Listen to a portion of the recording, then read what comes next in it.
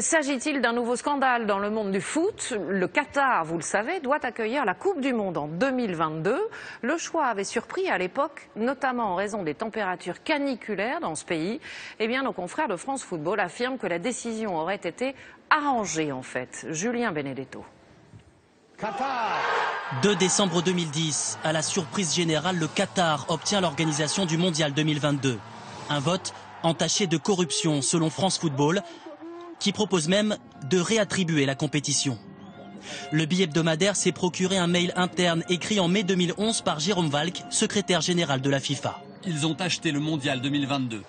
Notre enquête, elle est approfondie, mais elle est mesurée. C'est-à-dire, on ne dit pas, attention, tous pourris, les Qatariens, ils ont acheté la Coupe du Monde de 2022. On n'est pas aussi catégorique, mais on dit simplement, il s'est passé des choses qui sont troublantes, à tous les niveaux et dans tous les continents.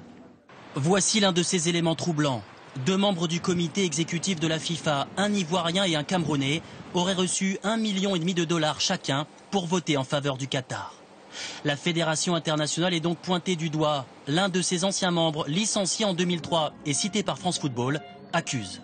Il y a une vraie culture de la corruption au sein de la FIFA. La FIFA n'a pas encore réagi à ces accusations. Le petit Émirat n'avait pas lésiné sur les moyens pour vendre son projet.